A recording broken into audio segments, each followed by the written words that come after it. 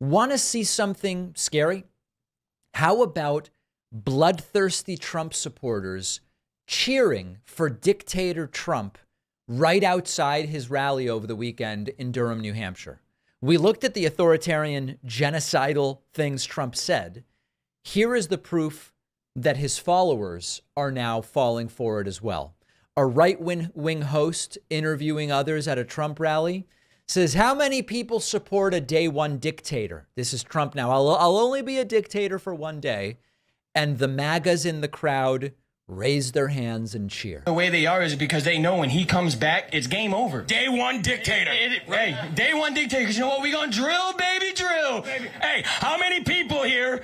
Now, normally I know you probably wouldn't in America, but considering what they've done to this man, how many people here support day one dictator? Yeah. Okay. Folks, the correct reaction here is that's extraordinarily scary. That's a logical reaction based on what we are seeing from these extremely dangerous people.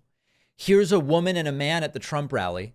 This is really weird video. You'll notice the man is like leaning on the woman in an extraordinarily bizarre way. The interview is even stranger, okay? Listen to this. Dara and Doug, who I am told flew from Phoenix, Arizona, all the way to New Hampshire just to see President Trump today. You guys, that is amazing. What brought you here, and why do you love President Trump so much to fly all the way across the country to see him?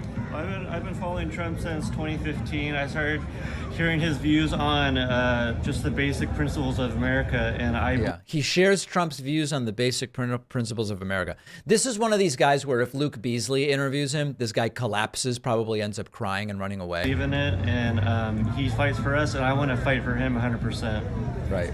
Trump hates this guy, I assure you. Amen. Yeah.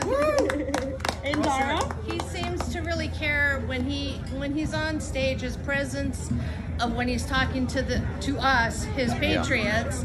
He loves us. He cares about what we do. He cares about how sad we are. He cares about the hungry. Imagine being so delusional you think Trump cares about any of those things, including yourself. Cares about the fighting and the wars and all this other stuff. And who else can we vote for but Trump, to have a president who stands behind the people of the United States of America, and that's what we need. Amen. Wow. Thank you guys so much. Thank you. I hope you have fun. Welcome to New Hampshire. Delusional. I mean, there's no talking her out of that between now and November. We've just got to find two people who already agree with us and make sure that they're going to go vote. These folks are unfortunately beyond reasonable reach. Here's more of the dictator stuff. And talking about Trump's retaliation when he gets back into office. They want him to retaliate against what? Unclear. I don't think that his retribution presidency that he's talking about, I don't think it's for him and his family. I really do think it's for us. What do you think about that? I 100% agree. I tell everybody that's why what is going on to him has to happen to him first. Because now when he gets back in control, it's game over. And we as the American people are going to be easier to accept what's going to happen in the next couple of years because we've seen how they've come after him. He's saying it. We're going to be fine with the authoritarian dictatorial stuff Trump will do. We're not going to resist. We'll cheer it. They're telling us, guys. They're telling us. We have to vote as if our lives as we know them depend on it. That's the only way forward. Here's one more clip. Here's a woman asked, what is she most concerned about? And she comes up with a conspiracy word salad. I don't know how else to say it. Question, what is it about this country right now that concerns you the most? I think it's that we've been under an evil control for many, many years, and I feel President Trump's exposed that evil. How can so many people be so disconnected from reality? And I know that we've been talking about this so much. We can't ignore the mental illness component here without saying any one of these individuals is mentally ill. And again, part of the problem is I don't believe that's the case. When we layer the mental illness component over some of these delusions, people write in and go, David, you know, most mentally ill people, or people defined loosely speaking as mentally ill, they don't harbor any of these types of views. They don't, and they don't vote Trump or whatever. So I'm not trying to give anyone an easy out by talking about the mental illness layer. I'm not suggesting that if you're mentally ill, you believe that Trump was chosen to get rid of dark spirits or whatever.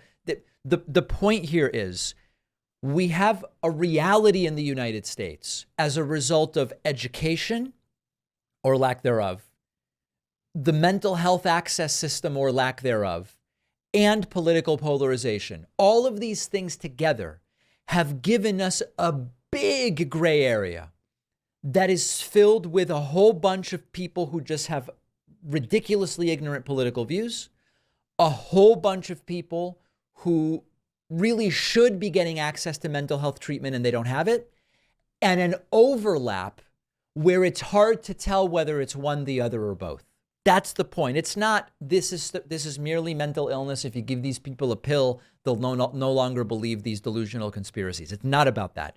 It's about the fact that in so many ways we are failing as a country. The fact that such a radical, ignorant movement can have tens of millions of people in it. The fact that we don't make mental health services accessible. They're still stigmatized in so many ways. It leaves us in this situation where we go, I don't know, is this woman a Republican or is she mentally ill? Or is it both? I don't know. I'm just not sure. What about these people? I don't know. It's really kind of hard to tell.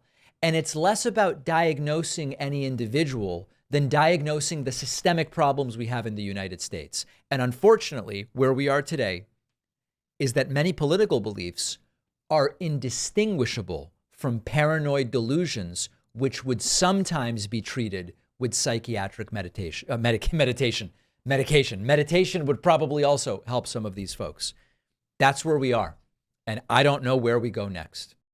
You might remember that a few years ago, the show got hacked and a bunch of money was stolen and we never got it back. But I now have more peace of mind because I'm using Aura. Our sponsor, Aura, is your all-in-one tool for protecting your online and financial accounts.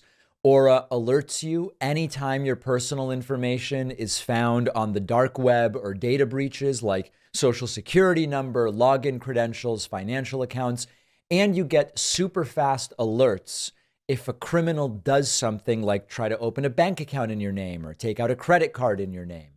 Aura also lets you instantly lock your Experian credit file with a single click to stop unwanted inquiries into your credit history. Aura will monitor your bank accounts, home and auto titles. All of these things really just safeguard you against fraud of all kinds. Aura even protects your phone by letting you block and screen spam calls and texts. And Aura has parental controls for your kids' devices. You can restrict apps or manage screen time, set focus time to make sure they're doing homework instead of binging YouTube or whatever the case may be. You can try Aura for free for 14 days at aura.com/Pacman. The link is down below.